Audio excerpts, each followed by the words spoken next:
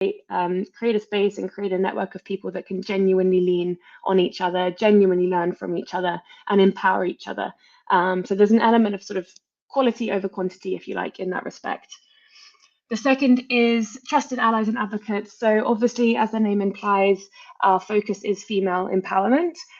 We do, however, strongly welcome trusted male allies to join the community, to work with us, alongside us, in partnership, and to really help advocate for the growth of female product leaders, and sort of show us what good female product leadership advocacy looks like, and help us on our journey to drive the change that we want to see. So that's a really important part there, and you'll see some of those faces here today. And the third one is community-led. So we really want to be sort of co-built by members. We want the female product lead community to grow from within. The team that you saw on one of the previous slides is here to facilitate, and Bex, who is our founder and chair, has done a phenomenal job of getting us to where we're at today, and has got the ball really rolling. But we strongly encourage all members to kind of step up and to really help the community mature and to help shape discussions and drive direction. So that's an important part. And then lastly, free now, free forever. That's super important for us as well. We want it to be accessible. We don't want price to be a barrier. We're not looking to commercialize it in any way. And that's something that we're going to hold true all the way through. Vision explained. I think we'll go to the next slide, if that's all right.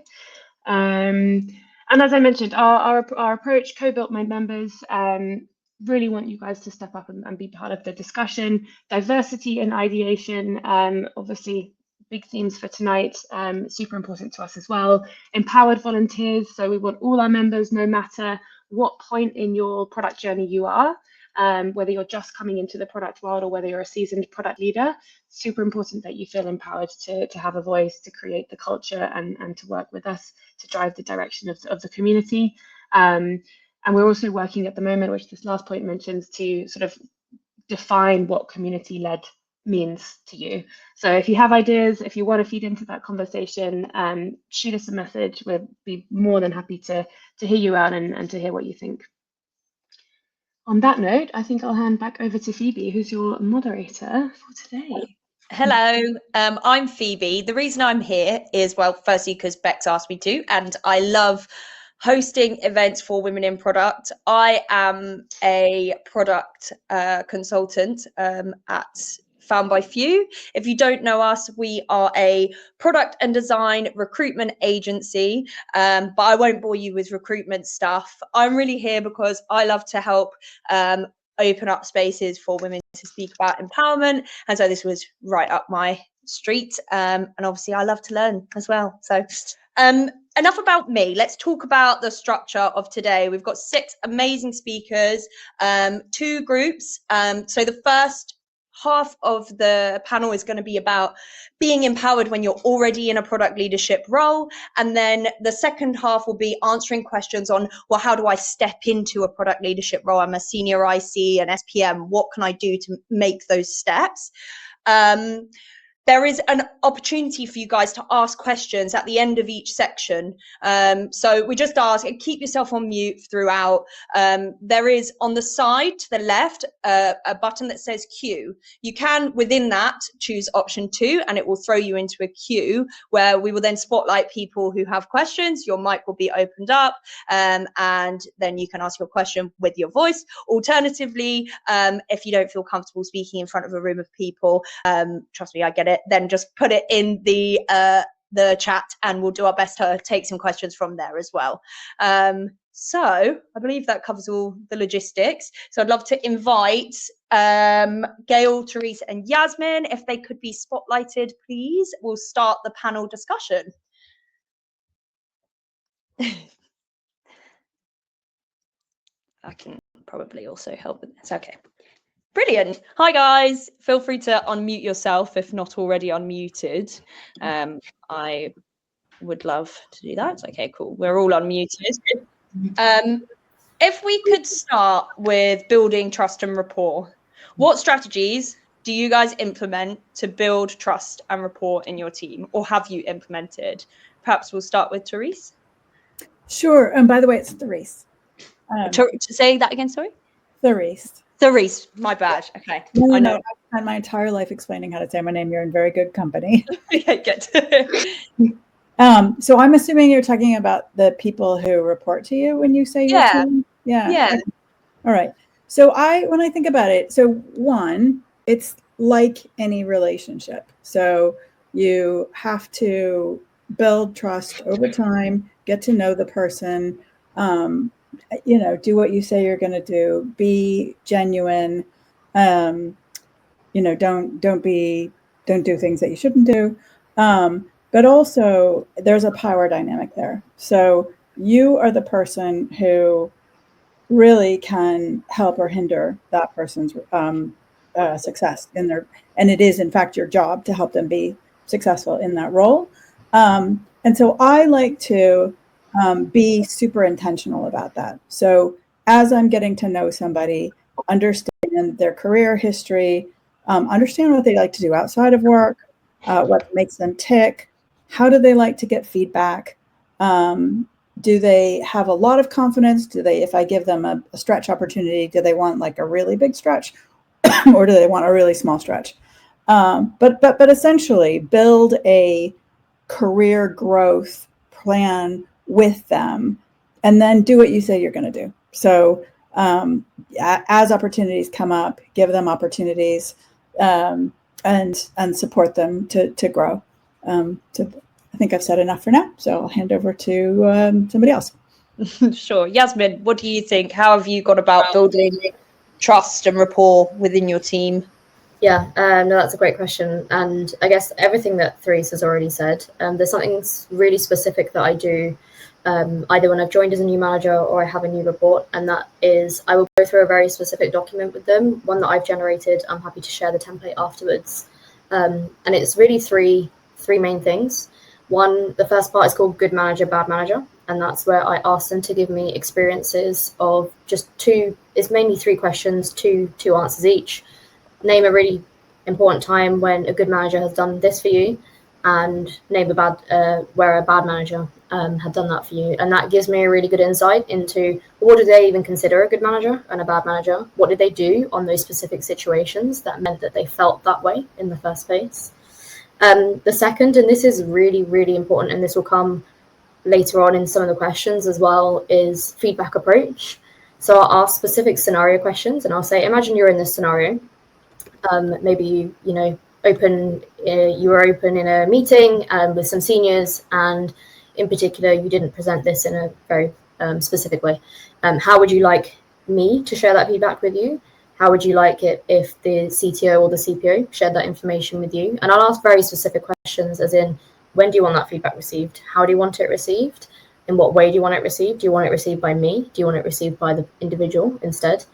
And then that again helps me scope how they want to receive things. Is it as and when it happens? Some people prefer, can you actually just leave it for our bi-weekly, for example? Because then at least they're prepared for it and they know, oh, I've got to brace myself. I know some feedback is coming. And then very lastly, I'll run through what I just call like any other business. And it is purely things like, okay, what days do you come into the office? How do you want to have one-to-ones with me? Do we want to go for a coffee? Do we want to do it remote? Do we want to do it on video? How can I tell as a manager that you're going to be stressed? What signs should I look out for? How can I tell when you want to be stretched? Again, what signs should I look out for? The one thing I always ask as well is there anything where you want to draw a boundary? So, for example, you don't want to talk about your family. You don't want to talk about anything outside of work. And that's absolutely fine. But it just allows me an opportunity to understand them. And then I basically just have a one-pager that's me as a manager. Here's what you can expect. Some of it you might like, some of it you might not like. But can you tell me which bits you might find difficult? And let's iron that out before we even get into any of the relationship building, the rapport, the weekly one-to-ones. And I think that has helped me and them, to be fair, quite a lot. It is quite rigid, though. I will say it's not for everyone. Like, not everyone is comfortable with receiving this 4-page document that they have to fill out when they have a new manager. But I do find it has helped me quite a lot. It sounds like you're setting a precedent for psychological safety right from the beginning, which is really great and refreshing to hear as well. And I'm sure actually people would love to have that template of that document. Yeah, I'll share it to yeah. right afterwards. Amazing. Gail, what about you? Trust, rapport, how are we building it? Sure. So I actually want to amplify that. I think the way I view this is remarkably similar to how Therese and Yasmin are talking about it, which is this idea of explicitness. I think so much of what we do to create trust and rapport is based on taking implicit things and making it safe to make it explicit. So I also have a document, Yasmin. There is more than one of you out there that has, I call it a team agreement, where we go through what are your preferred working times, again, with how do you like feedback? When do you have the most energy? What are the types of things that give you energy? What saps your energy?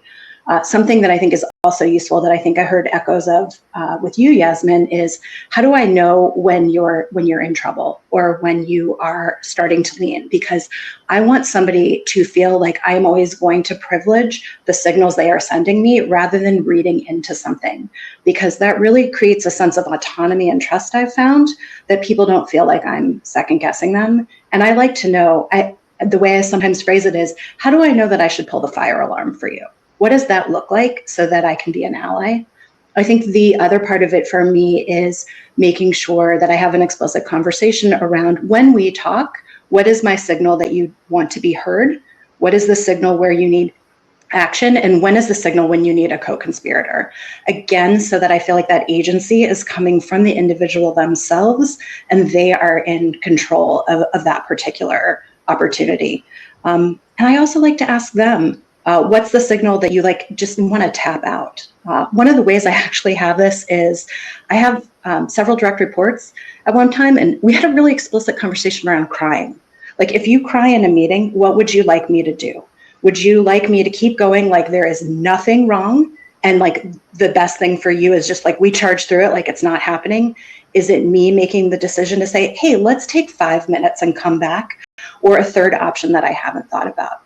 What I've really found is if we have those hard conversations before we're in a moment when we need them, then people feel safe enough to trust us. I think there were some really interesting points. I think a lot of them lean quite heavily. Oh, yes, go. So I love everything that's been said, and I wish that my managers were like that too. What I would also say is we've talked a lot about how, the power dynamic and how the manager helps the employee. I would also lean into vulnerability. So I don't know, y'all probably know Brene Brown. I'm a huge fan. I think that you as a manager I think it's good to not be all knowing and all seeing, and to ask for help when you need it, and to show that you're human too. I mean, I know there are some things that structurally you can't talk about, but I do think that showing your human side is also super valuable. Yeah, brilliant. I think all of these points that you've mentioned lean into needing your team to feel safe to feed back to you. So how do you go about creating an environment of feedback, continuous improvement and feedback, whereby everybody feels safe to come to you with feedback about how you're doing? I mean, does anyone feel very strongly about this and want to jump in first? Yes, Gail, go. I love this question. So I'm a huge fan of feedback culture. And I think that depending on your organization and the power dynamics, I'll put all of the typical disclaimers out there. But I think the shortcut to creating a feedback culture is modeling it. And it starts with me asking for feedback on a regular basis in a low barrier way. So some of the prompts that I've used from people are, and this happens in our organization, what's a way that I could make this 10% better? What's a build you would have me do next time? What's something I did in the last 2 weeks that you found really helpful and has been sitting on your mind? What is an interaction we've had where you walked away feeling like a little ick? If I can keep it in a short, explicit thing, and I am bringing the feedback to myself, I think it creates a pattern where people just automatically assume, oh, this is what we do here. If my manager is doing this for themselves on a regular basis, then surely I must be empowered to get there myself. So I'm a big fan. And if anybody wants to geek out about this, I'm your person. I love to talk about this kind of stuff. Amazing. Therese, you said perhaps there was a point at the beginning you looked like you were going to speak as well. So did you have an answer for this one? So I would yes and. So I think it's absolutely about modeling the behavior you want to see, but I would also try to build a structure that encourages it. So it's not like just a one and done, it's like a continuous thing. So I am an absolutely huge fan of retros, and I would use them, weekly in team meetings and after projects, and maybe even for relationships. You've got, quarterly one-on-ones with your report. You can actually go like, what happened, what worked well and what didn't work well, and what do we want to improve. I would also say, so one of the things that probably we do as product people is fail fast and learn. And so I think a way of doing that is when we document things, we actually build in how are we going to learn, how are we going to fail fast, and then when we do fail, we celebrate it, so that we're actually modeling and setting expectations about vulnerability, about transparency, and all those sorts of things.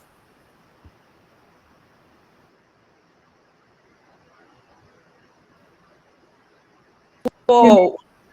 We're having a battle with the mute button. I was told explicitly not to touch it at the beginning, and I keep pressing it. And anyway, I'll spare you the details. Yaz, all I was going to say is, do you have an answer for this question as well yourself? Yeah, I mean, I think everything that has been said has been great. Just to add to it, and something that we do at work, which I quite like, which I'm sure most of us do anyway, is just start, stop, continue. And so we do that. I'd like to say we do it on a monthly basis. We don't. I need to make sure that we're doing it on that cadence. But at least I have that on a fairly regular cadence. It's at the very least every quarter. And we do like the anonymous sort of feedback where you can send it to 10 people that you've worked with closely and nominate people. So that's a good way to receive it, especially if maybe some people, when you do have that power dynamic of potentially reports that are a little bit too scared to say it. But I think, especially, to what Gail said, if you start emulating it, people will then feel comfortable sharing it back. And I think what I really loved about Gail, it reminded me once of when I said to someone, do you have any feedback for me? And they just went, about what? And to Gail's point was, she was specific about what the feedback was that she was asking, which is something I only learned after they said that to me. And so you do have to be specific. It has to be, on this meeting, blah, blah, do you think I backed you enough, for example, or whatever it might be. It's not enough to just say to someone, hey, do you have some feedback for me? Yeah, perfect. Does anyone have any closing points on this question before we move on? No? Okay, cool. How would you handle new challenges or conflicts as a recent leader? Perhaps anecdotes would be interesting here. Don't know if you've got any that you can share, but how would you handle conflicts as a recent leader? Yaz, I might come straight back to you because you're nodding. Sure. I think, firstly, there's no right or wrong way, I really find, when it comes to conflicts and challenges. But something that I found quite useful is sometimes forgetting everything that you know before or prior to the situation. So if you had to look at things objectively, what would you be doing? Can you disregard everything that you know about who has a particular issue with who, and so on and so forth? And that really does mean, and it is quite challenging as a manager, because, and one of the things in my sort of manager philosophy is I will back you, but to a certain extent, right? Like, when you're wrong, I'm going to have to tell you. And it can be really difficult sometimes to know, okay, how do you judge that line and that boundary of when you do need to go back to potentially your own reports and say, I don't think you did a good thing here.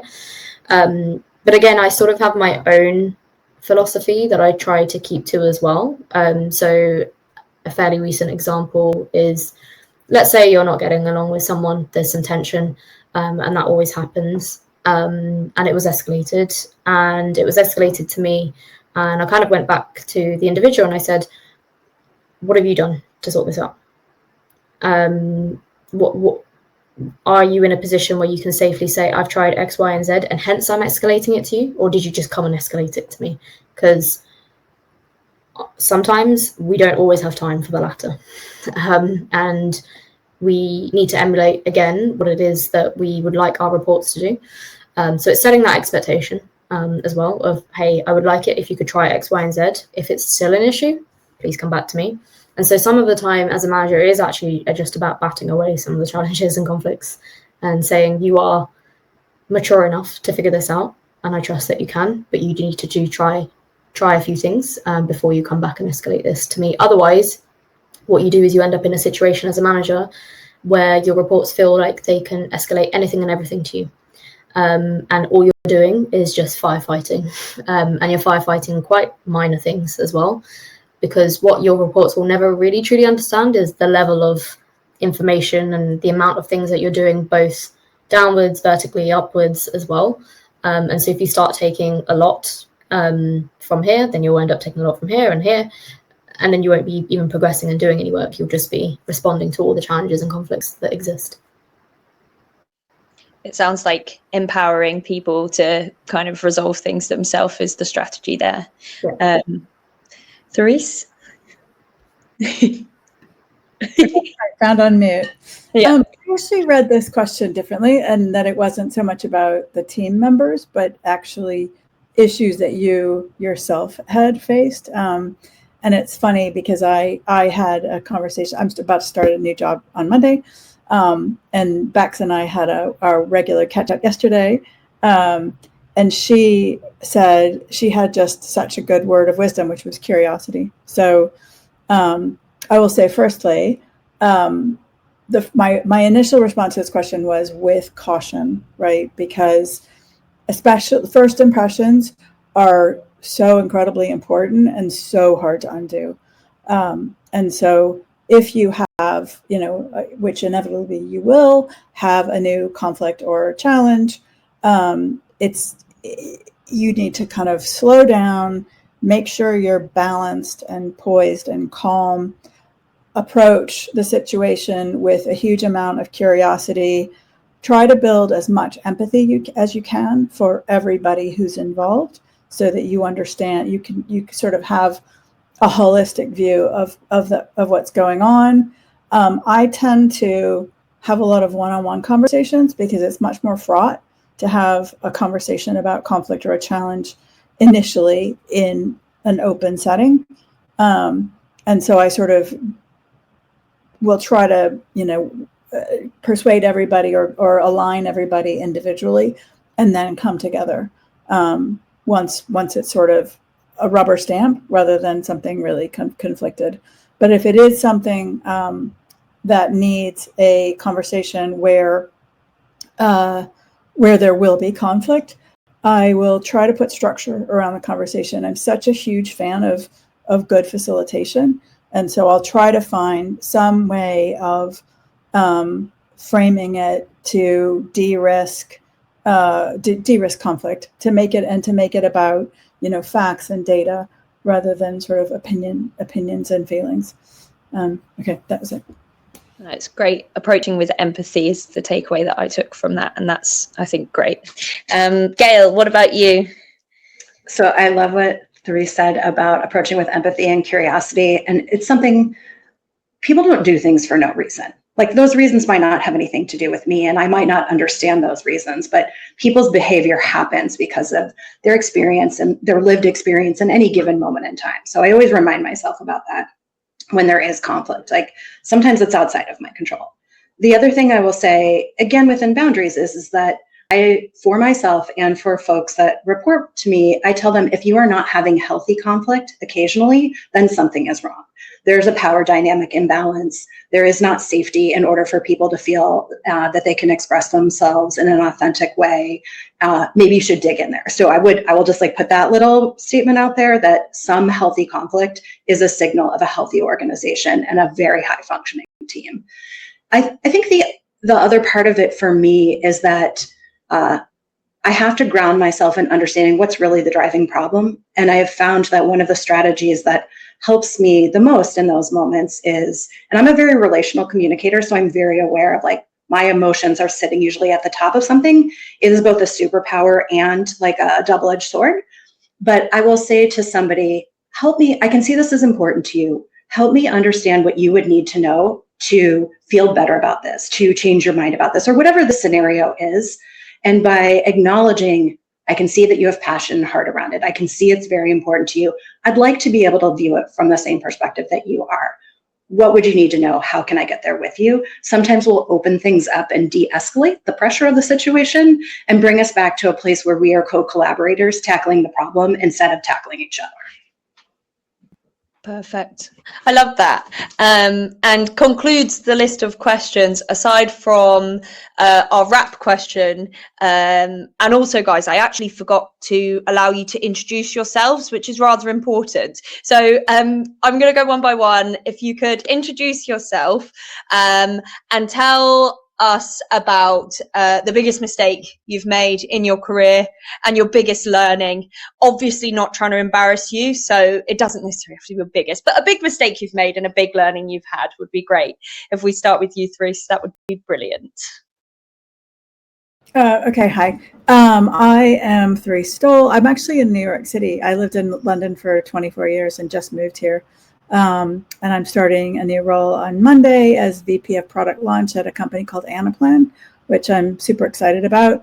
Previously, I was VP Product at Onfido in London. Okay, my biggest mistake is probably my biggest mistake. When I first joined Onfido, I had a salesperson push me really, really, really hard to agree to committing to a product feature for a customer and putting it in a contract. And I said yes, because I didn't know better. Well, we did due diligence. We thought it was a pretty darn small piece of work that was in line with our roadmap anyway. So with that information, we said yes. It turned out to be actually a really huge piece of work and custom to that country that customer was from, and they were very, very slow to adopt the product, that feature. So what is the lesson learned? The lesson learned is do more de-risking, but also get some more, I should have gotten more advice on whether I should say yes to that. I shouldn't have said yes. Nice. So just sense checking before you put things in contract. Yeah, I mean, it's never basic. Like, I will never put anything into a contract unless, like, I will go essentially all the way up to the C-suite to get input on that if I'm getting pushed hard. Brilliant. All right. Thank you, Therese. Yaz, who are you and what was your biggest mistake? Hey, I'm Yasmin. I'm a principal product manager at a company called View. We are spun out of JCDecaux, the big advertising firm. I've been in product for 7-8 years now, and previous to that was in operations. So I've done everything from small startups to really big companies, and back again and then back again. So it's been a fun journey. My biggest mistake, I would say, was one particular incident where I reacted to some feedback very quickly, and that always meant, and it always means, when you react quickly, you're always emotional about it, and I perhaps let that emotion take precedence over how I should have responded, and so now, and again, this is quite funny, you'll see it in the feedback piece of the document that I'll share, is I will specifically say to people, more than just people that are reports, but people that I work with, is that I will not respond to your feedback within 2 days, because either you're going to get an emotional response or you're just going to get, thanks, I'll take that on board, which, quite honestly, why do they care? It's the most, basic response. So that's something that I've learnt going forward, is to always make sure that I'm considered in my responses to feedback. Nice. I think that's applicable across life as well, really, isn't it? I always take an hour before responding to a text if it's made me feel a certain way. Yeah, I'm not sure if it applies to husbands and partners, but no, you're 2 working business days might be a bit too long. yeah. Gail, what about you? Please introduce yourself to the group, and also, yes, what's your biggest mistake? Hi, everyone. I'm Gail. I work for a 70-person digital consultancy in Chicago called TXI. I am a principal product strategist. I actually started in product and then came to consulting, which is a flip that many people don't do. So if you're curious about that on your journey, feel free to reach out to me. I know it's going to sound odd. I'd like to think I haven't made my biggest mistake yet. Like I want to believe that I'm learning and growing, and I got a few big ones headed my way. But I will say the biggest one to date has been, and this is from a leadership perspective, is when I was very on in my leadership journey, I felt like I would find somebody that I looked up to, and I would try to mimic the way that they were behaving. I would mimic some of the phrasing, I would mimic some of their strategies, and I realized that is a mistake because I can't be another person. I can only be myself.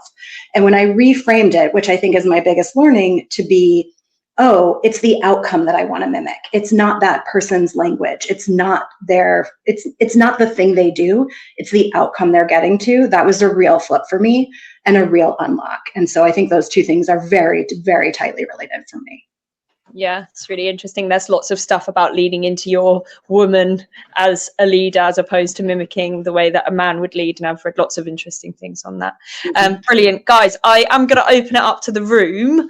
There is the option to put your hands up if you would like to speak your question. Of course, if you would like to just write it down and put it in the chat as well. Don't know if anyone has a burning question that they would like to use their voices and ask. Now's your chance.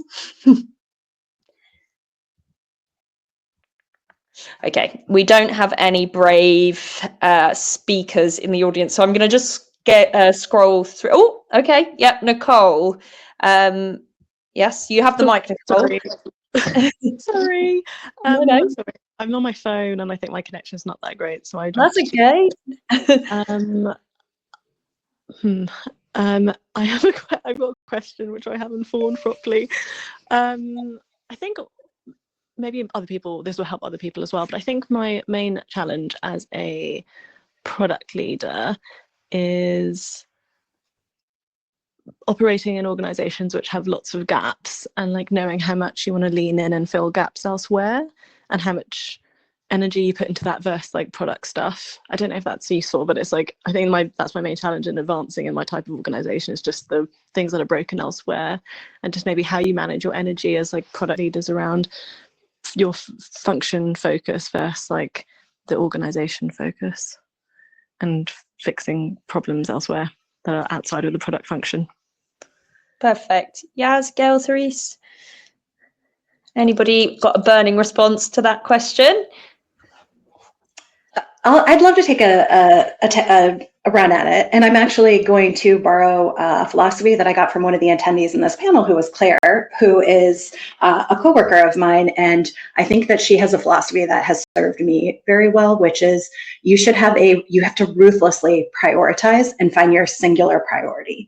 And the same way that we have a product vision or we have a mission, we have to say, this is the thing that I am in service of. And I know sometimes it's not an ideal world, but by having a singular priority, it helps me gut check, is this where I need my time and attention to go? Is this the thing that's most important to the organization, my peers, my team, whatever it is that I'm trying to commit to in the moment? And I will call that out as it has helped make difficult situations feel less fraught for me, is the way I'd frame it. Perfect. Does anyone else want to comment or go back on this one, or should we open up to another question? So I like what Gail said. I would yes and it. So like I've definitely worked places where it depends on if your singular priority, or the thing, like for me, it's like, we're trying to deliver the product in a certain direction and solve customer problems and business problems. And if that thing is completely blocking, then I will lean into figuring out how to solve that. My first port of call will be talking to my manager or talking to the head of that function. And so I will raise it as an issue in the business rather than trying to solve it myself.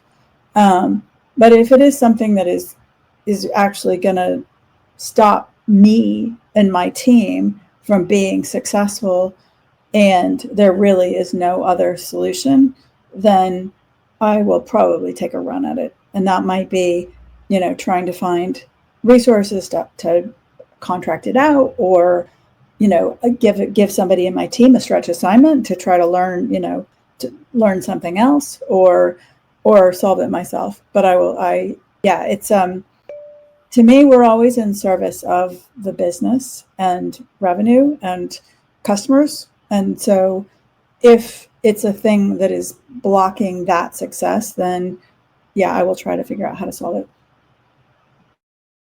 Perfect. Amy, you've had put your hand up a couple of times. I'm not sure if it's your connection that's bad, but I think the question is around how you. Oh, there we go. I will allow Amy to ask the question. Sorry, it's my connection. I just wanted to ask if the panel could clarify what they meant by unhealthy conflict. And the reason that I'm asking this is because I've actually got into a fair few conflicts with people about what healthy and unhealthy conflict looks like. And I'd be keen to hear your perspectives.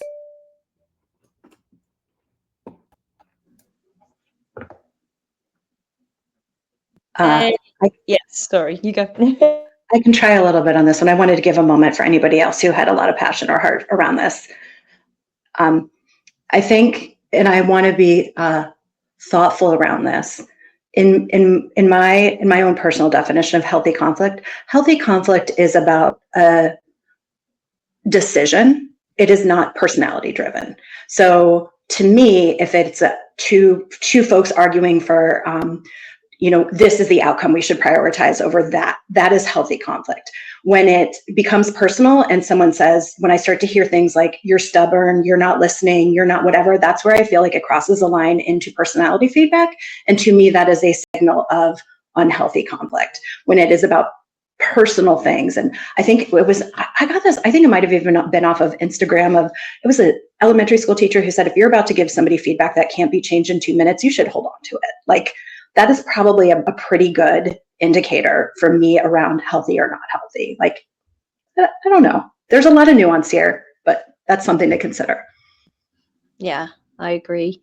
Do either Yaz or Therese have any points on this, or you're looking side to side? I think the only other thing I would add there is the tone behind the conflict, which is harder when you're reading it in Slack or Microsoft Teams or whatever you use, right? Often things can be seen as a lot more passive or passive aggressive. Mm-hmm. But I think that as soon as it starts to, perhaps voices are raised, or you can tell when someone's frustrated when they're talking, right?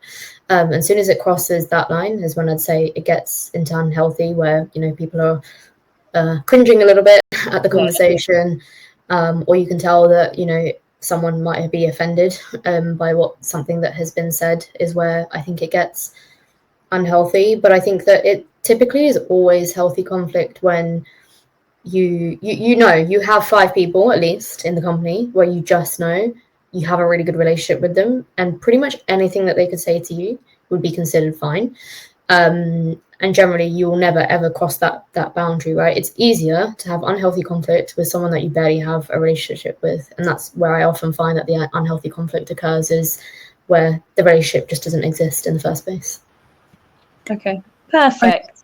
One little tiny bit extra yes and to everything. So a conflict that is persistent, so there can be something that people fundamentally disagree on and it keeps recurring. That's really unhealthy. Like, you need to find a way in a business to disagree and commit, or it will just cause personal problems and friction in the business, and it just slows everything down. I'm gonna give the mic to Bex, has a question. So Bex, do you want to ask your question? I'm just representing one that was in the chat. So okay. Maya has asked, how can you approach a manager and ask them to provide more feedback and have a more trusting relationship with them?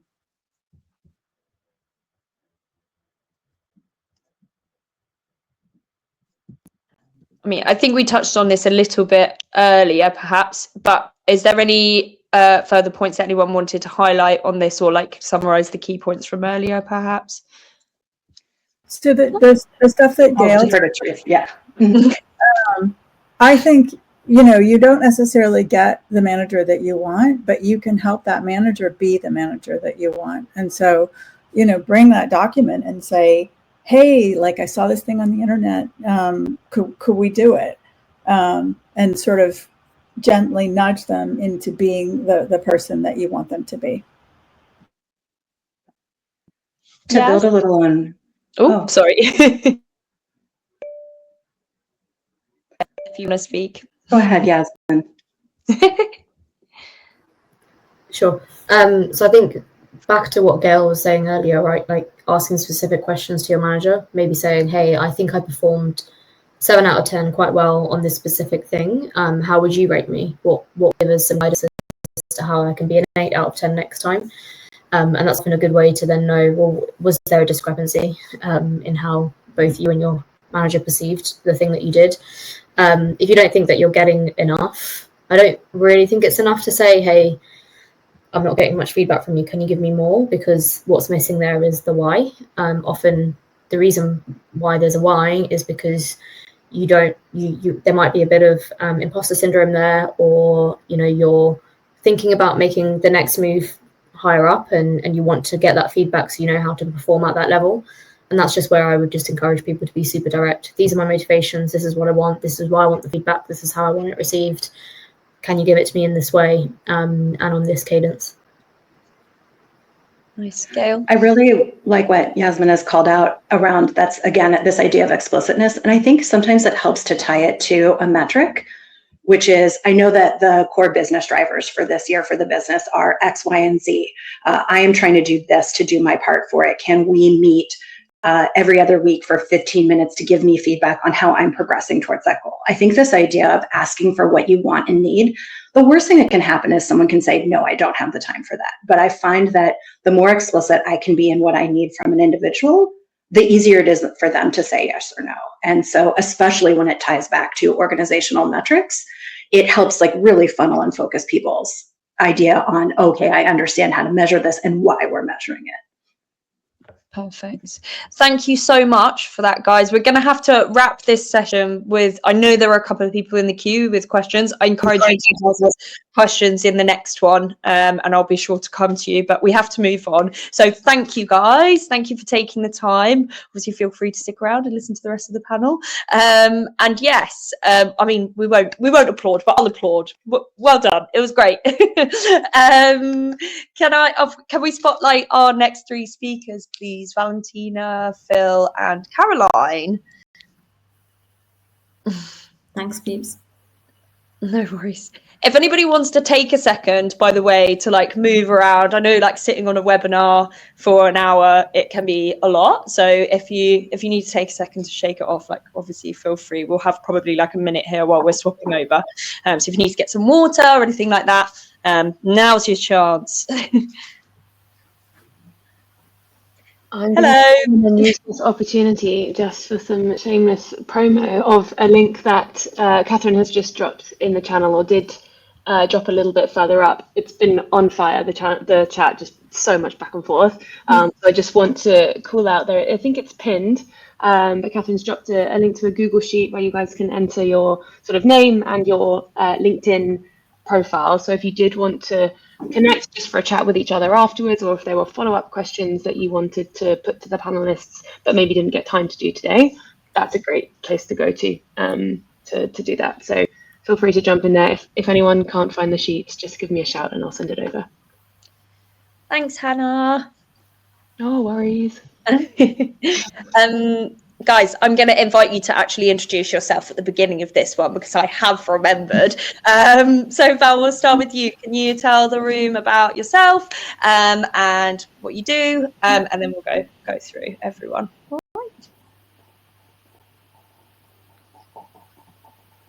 Great. So I'm working as a CX lead at Russia BT Scare, and I'm based in Vienna. I used to be in London and I spent there 5 years. I was working at Public Health England as a product manager, but then I moved to the private sector, and I'm on maternity leave right now. But when I'm back to work, I will be experience design transformation lead, and I'll change also the organization that will be Roche Information Solution. So this is a bit about me. Perfect. Thank you, Val. Caroline, would you be able to introduce yourself, tell everybody what you do? Sure. Nice to meet you, everyone. So I'm Caroline. I've been in product now for 11 years and moved into product leadership about 5 years ago. My product management career has been starting out in e-commerce before moving to health tech. I was very intentional about that move. And really focusing on kind of technical product management, particularly in the 0 to 1, building out new platforms from scratch. Last year, I burnt out in January. I'm very open about that experience. It led me to reevaluate a lot of what was going on in terms of work, identity. I'm also studying part-time, doing a psychology degree.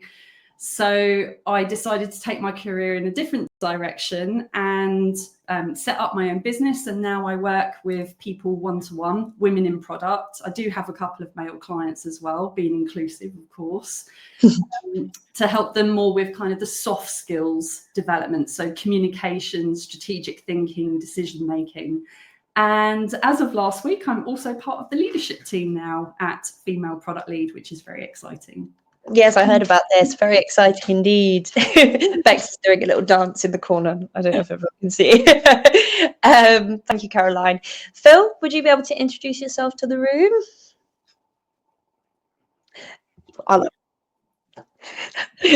Oh, here we go. I'm back.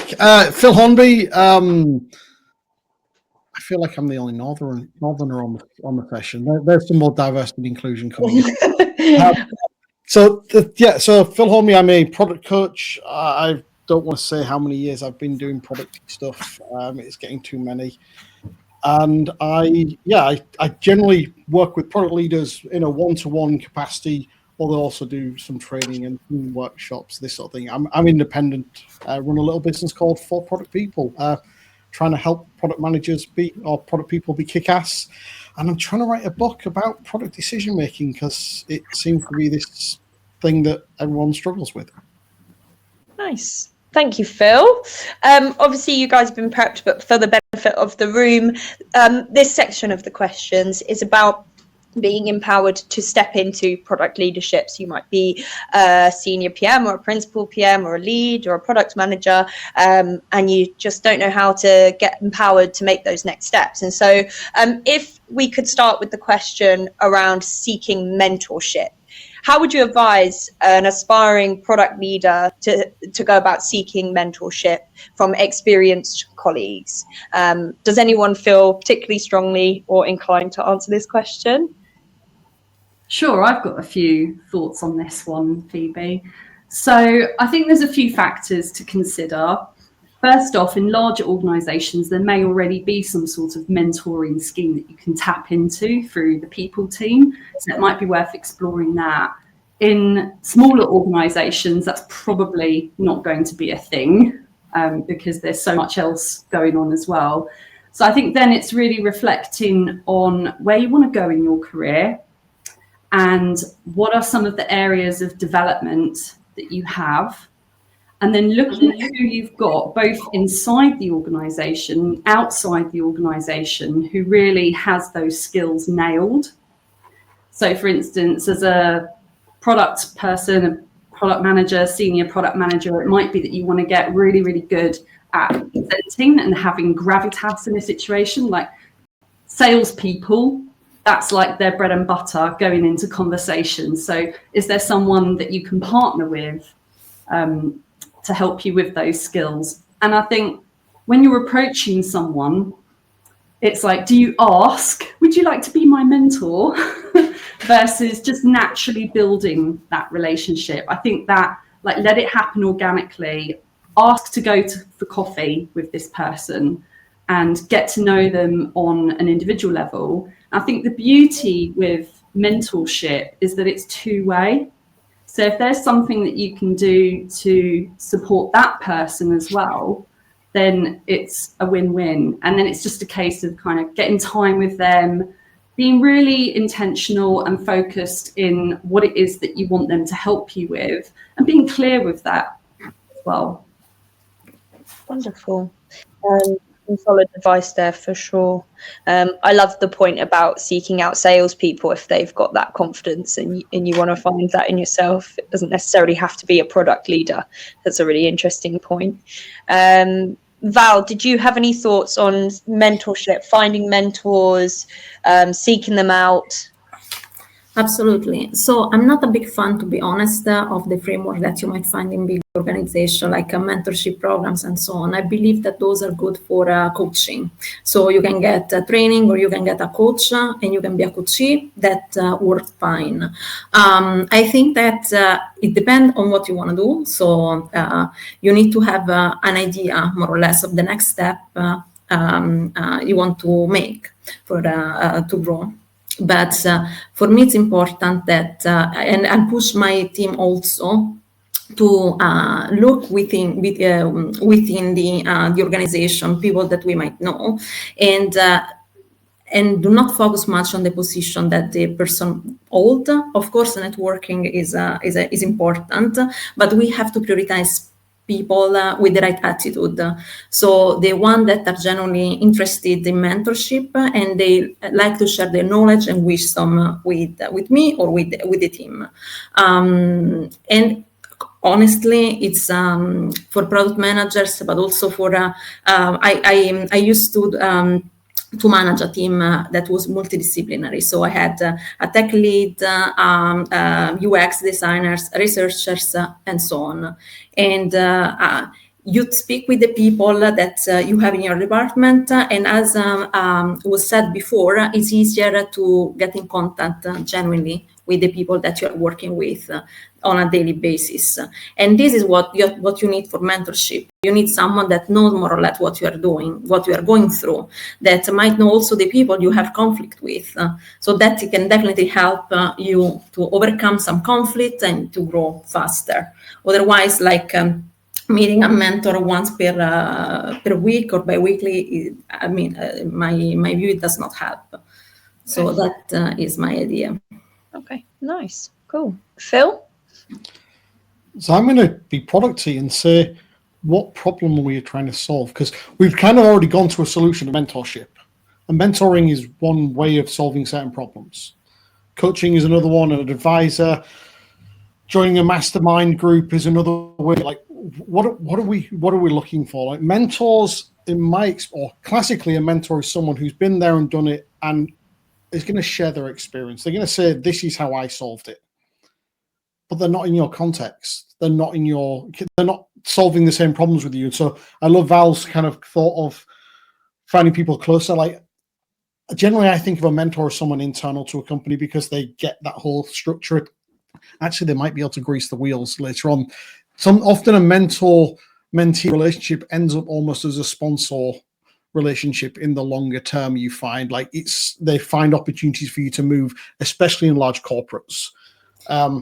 Whether we like it or not, that's that sort of network does help open doors. It helps move up the ladder if that's where you want to go, through the people you know. But actually, maybe I'm being biased. I'm a coach.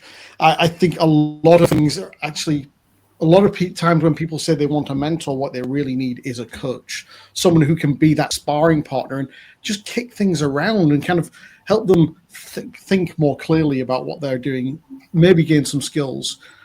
But finding them, well, biased, the gold standard is an external coach. But finding them internally, again, you might actually have coaching programs. If one of my clients, actually, they have an entire coaching framework they can all apply to coaches, and they've got a long list of people they can pick from. That's a huge German organization. Like, I think if you look at companies like in Europe, you'll find more of that kind of structure already in place to give it. Earlier stage companies, UK and US, less so in my experience. So for me, it's about getting to events where you see those people. Like, where do you find anyone you want to engage with? Like, you go to where they are, and then you try and find, or you find them online and you have a virtual coffee. To extend Caroline's example, like, I have so many of those every week, and I'm not expecting them to turn into business. Even, like, it's almost a micro coaching engagement where I'm just helping someone there, and they're probably never going to come back. But virtual does allow a lot more opening in that way. Nice. I would second that. Go to events. It's a good idea. Can I jump in on something there, Phoebe? Because I noticed Amy wrote in the chat about, like, what's the difference between a mentor and a sponsor? Like, what should women really be aiming for? And there is that view that women are over mentored and under sponsored in the workplace, and that's what's really setting us back from our male colleagues, is that they find that sponsor and that person's championing them when they're not in the room. And I think from my own career, when I reflect on times, I've reported into men more than I have reported into women, and I have made it crystal clear what I want next in my career. And that doesn't have to be promotion, that can be opportunities, projects that I want to get involved in, areas of the business that I want to know about. But I think if people don't know what it is that you want, they can't then champion you when you're not in the room. And I think it's making that expectation really clear. One of the questions that I asked my sponsors was, what do you need from me? What do you expect from me? And getting like 2 or 3 bullet points. The number one thing really that they need from you is consistency, because if they're going to champion you when you're not in the room, it's on their reputation. So you need to be true to your word, do what you say you're going to do, keep showing up, for them to have that confidence to go, yeah, Caroline's a safe bet. It's how I got into different sorts of projects and different parts of the organisation, was really leveraging that sponsorship relationship. Amazing.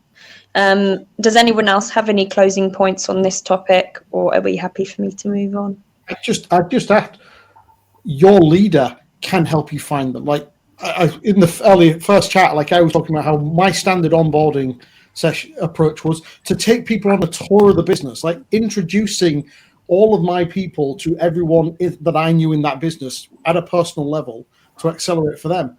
And if someone was looking for a mentor with us or kind of support on a particular area, it's like I'd be going, that was working for me, I'd be going out and finding them from within the business for them, because I'd have probably a better network as a leader. And so leverage what the network has. That's second degree. Mm-hmm. Yeah, and actually I feel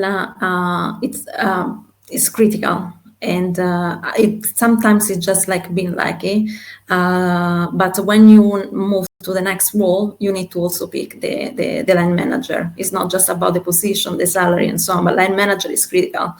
When I moved to London, for instance, I didn't know much about product management, people management, leadership, and I was lucky to pick the line managers I thought during the interview they were right for me to be mentor, sponsor, and advocate. Mm-hmm. And that's how I managed to grow fast and to learn things that I didn't have any idea about. And that in my view is critical, especially for people that are not happy with their line manager. I think I saw a comment before, and it's great that you can try to change the attitudes of people, but this depends how much energy you want to invest in doing that. Sometimes it's just like you can use the challenges to grow as a person, but then it might be an opportunity just to move and to look for what can help you become. Cool. Yes, thank you, Phil. That's okay. Guys, aside from sponsorship of peers, how else have you advocated for your career growth? And what would you advise aspiring product leaders should be doing in order to advocate for their own career growth? Does anyone feel strongly about this one? I do, but I'll let someone else go first. Okay, if you feel like it's a question you're ready to answer, go for it, Caroline. Sure. I mean, I wrote a newsletter about this a while back after reading a book called Work Won't Love You Back. And it was really examining how capitalism and neoliberalism has changed the relationship that we have with work. So very kind of big ideas here, philosophical ideas. And when one of the things that I was saying, the key message to take away for people reading that was that you are the one who owns your career. Please, please, please don't put it in the hands of the company that you work for. My worst mistake, which I'll talk about later, was a realization that that was the situation, that I had got very complacent and not taken my career into my hands and was very comfortable. And I think particularly now where the work environment, the market has possibly shifted again and there's more precariousness and less security, it's understanding that you are the one who cares most about your career. So think of it like a product. To Phil's point, like think of it like a product. We've got those skills. What problem are we trying to solve? What are the big bets that we want to make? What are the things that interest us? Think of your skills like features. What skills, features is this hiring manager looking for that I need in my next role? Like, I think that that's a really important thing, is not to give away your agency in your career to other people who maybe don't care about it as much as you. Yeah, I think that's really powerful, Caroline, and probably something that a lot of people would benefit from hearing, myself included. So yeah, very cool. Val, do you have any particular thoughts? Yeah, absolutely. Like I'm struggled with imposter syndrome for years, and I'm still learning. And it was hard for me to be to advocating for myself, to be honest. So I used the work that I've done with my team, especially my latest job, where there was a lot of incremental innovation that we have developed to share our achievement within the organization. So it was like the work that we did together helped me to shine, to be honest, and helped me to grow. I'm not the kind of person that goes to the line manager. Of course, I create report check-ins, and but I'm not the kind of person. I'm too humble to go and we did that. So the work that I've done with the team definitely helped in this exercise that I've done, and also it helped the team members as well. So it's a team effort. Yeah, for me. Nice. Phil? I'll double click on what Val said there of demonstrate what you've delivered. Like, and I will really say in business terms. Like when I started product so long ago, I had a P&L of $300 million as an ICPM. I have never lost that discipline of giving a damn about the business side of things and being able to communicate the value that I was creating for the organization, which very easy to justify what I was doing and what value I created, because I had my finger on that pulse, and that was the language that as the further up the leadership tree you go, that's the language they speak. And if you can't speak it and can't be in those terms, that is a limiting factor. I mean, there's a good friend, Simonetta in Cologne. She's just launched a course all about business, that kind of essentially bringing that business language to product people, because it's a gap that's kind of appeared in the last 10 years. And I think it's something that we all need to remember. You know, as Caroline said earlier, we're serving the business. We are a business person. Nice. Anybody got any closing points on that they feel they didn't touch on when they spoke through their response?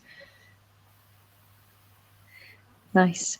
In the spirit of allowing for more questions from the room, I'm going to go to your biggest mistakes and then we'll open up the chat again. So get thinking, everybody in the audience. Caroline, biggest mistake. You seem to have one ready to go, so I'm going to start with you. When this question was asked, I had a long list. I think that's the point, isn't it? We make mistakes throughout life, we live and learn. But I think the biggest mistake, as I was saying, was when I got complacent in my career. I'd worked with this particular company for a number of years, and actually I'd been promoted the year before.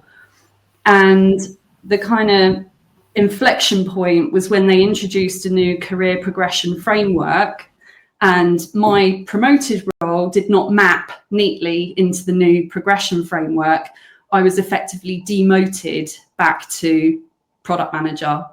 And I found it such a humiliating experience at the time. Like, it was very raw. I remember this meeting where we were sitting, the whole product team, which was maybe 10 or 12 people, and this was being explained, and, you know, I was crying, really, really upset. But I took it as a moment to pause and reflect on, yeah, actually, I'd taken my foot off the gas. I'd even done some things that weren't great in terms of reputation because I thought I'd got the promotion. And I took it as a chance to kind of take my career off in a completely different direction, left that company, decided I wanted to get into health tech. And it was basically a big kick up the bum. So I think, you know, you can take these experiences, super, super painful at the time, entirely my fault. But what am I going to do about it? Well, I don't look back now. Nice. It's about the silver lining, it sounds like, for you, Caroline. Your biggest learning in that. Yeah, nice. Phil, what was your biggest mistake you ever made, not in life, at work? And what did you learn? I could get very philosophical. Work is part of life. I don't believe in the dichotomy. I believe in a balanced life that includes the things I get from work. But I could talk about the 15 million euros I wasted on a product that was unsuccessful.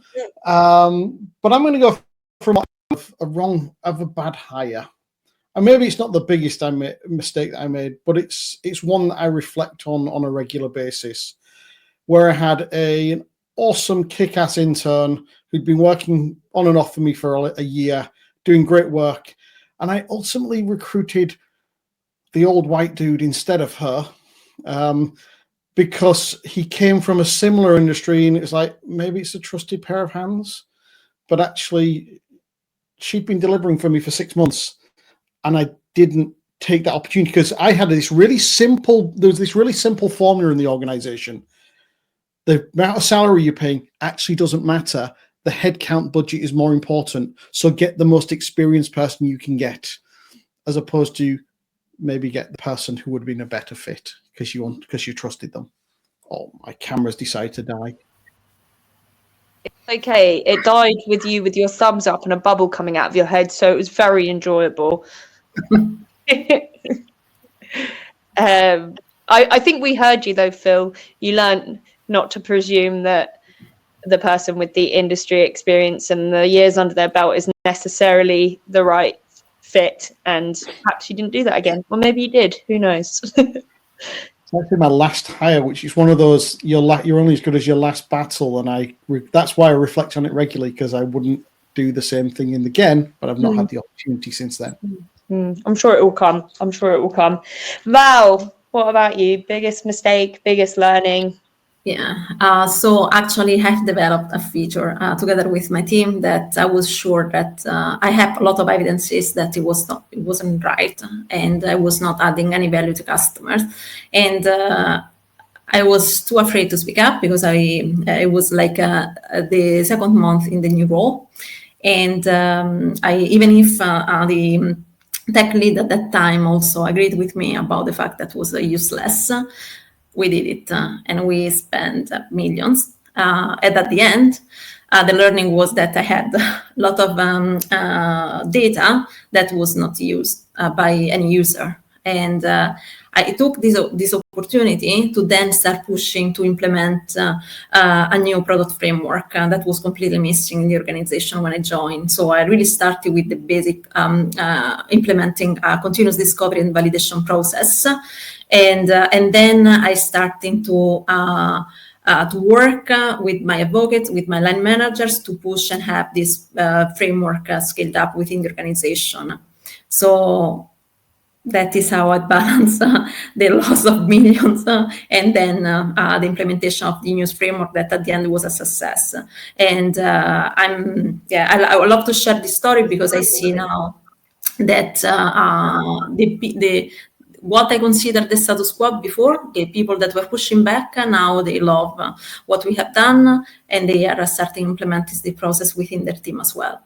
So, yeah. Love that. Thank you so much, guys, for going through that. I am now going to open up your ability to ask questions, rest of the room. Remember, it's the Q button on the left, and you can press I have a question, and then we will hand you the mic and you can ask your question. Perhaps in the meantime, is there any in the chat, unless anyone has anything burning that they want to jump in with? Also, can we have the speakers spotlighted, because I'm not going to answer any of the questions because I'm not a product leader.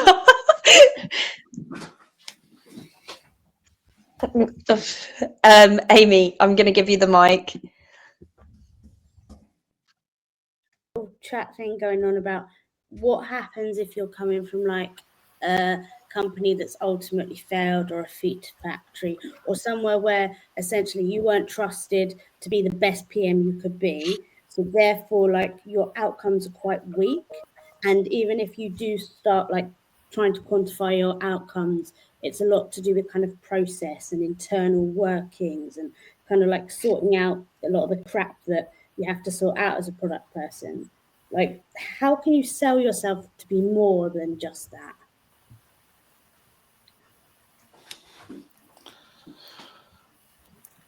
It's odd.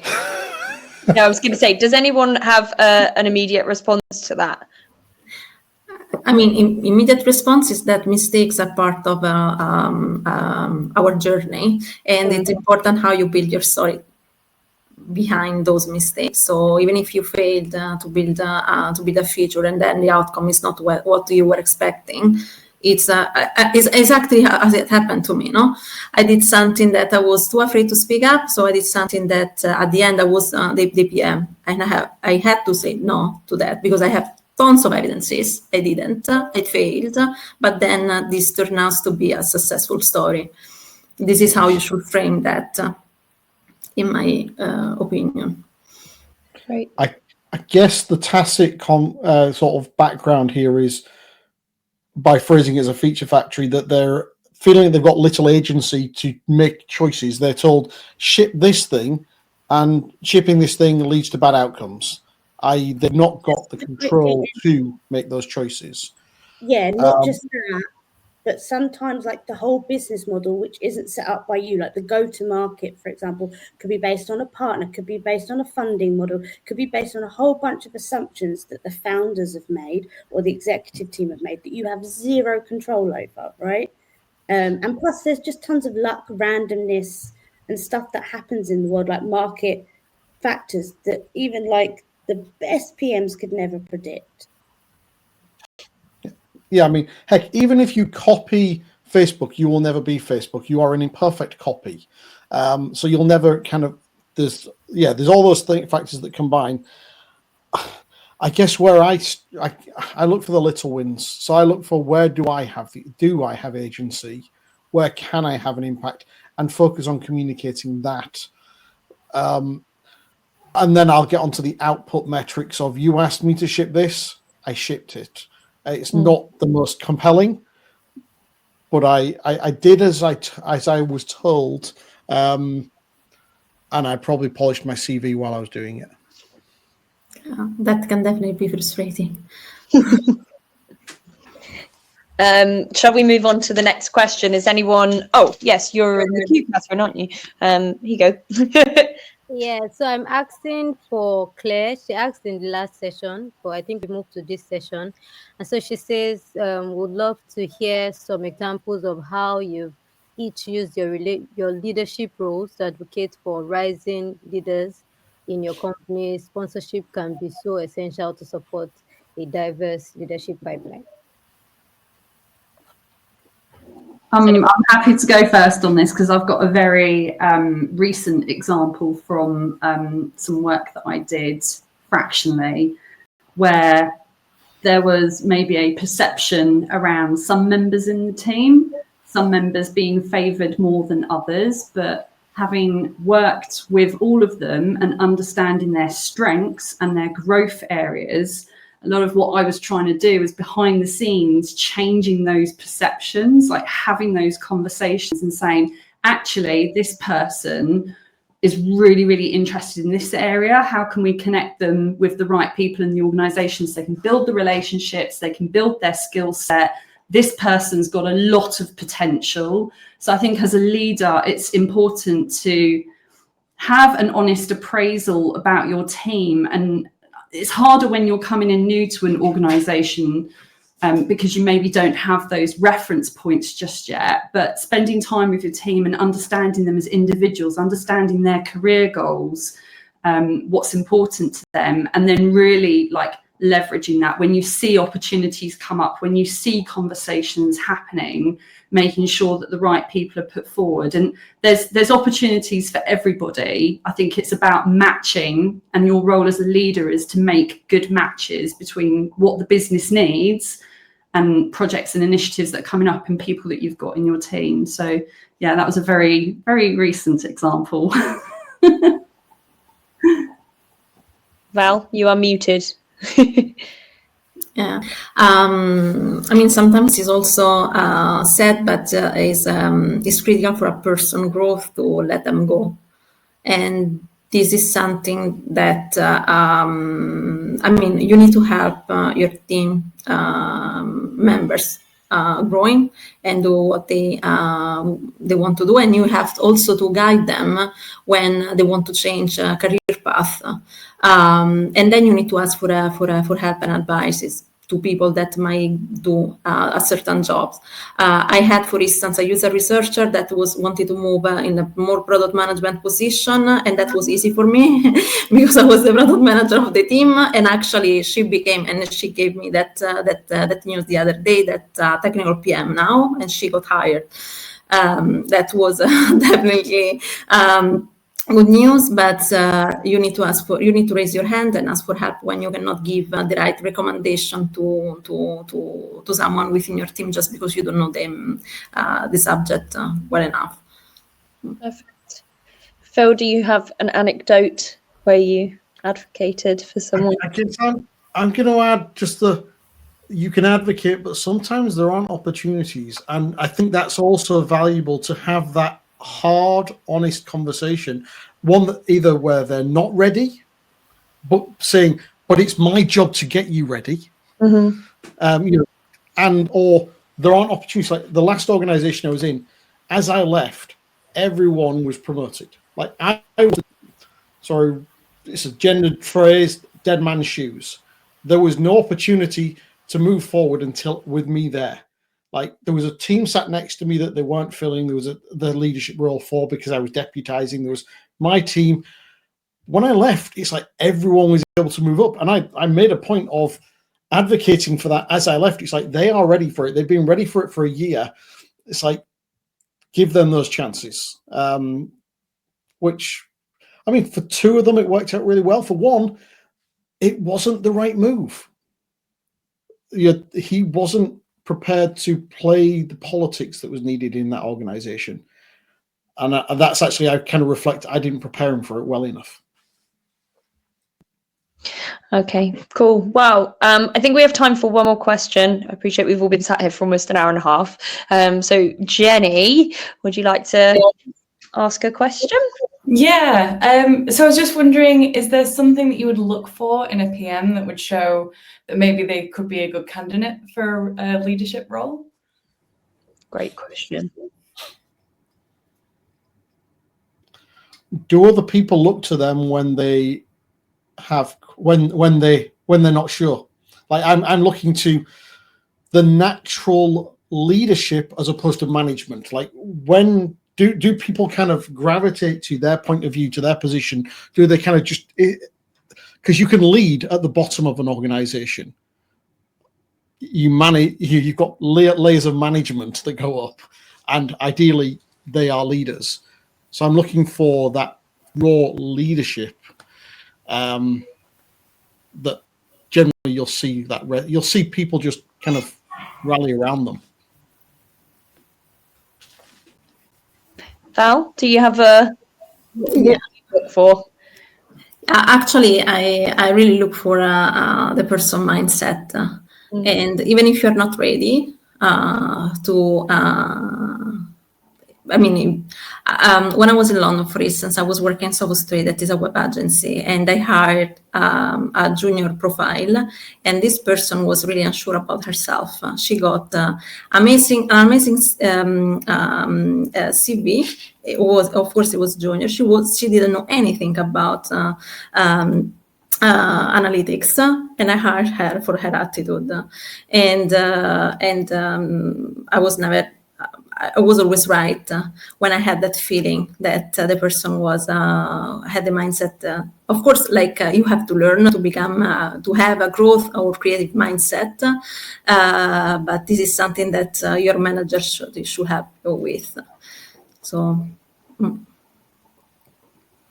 Yeah, and I really want to amplify what Val said on that. I've literally got the book here with my post-its because I'm rereading it. That whole growth mindset. I was talking to a client. I call it beginner's mindset, and I think that's a Zen Buddhist kind of philosophy where if you approach everything with openness and curiosity and not having any judgments about yourself or about the other person or the situation, like you just approach it as for the first time. You're a child, you're learning to ride a bike or swim.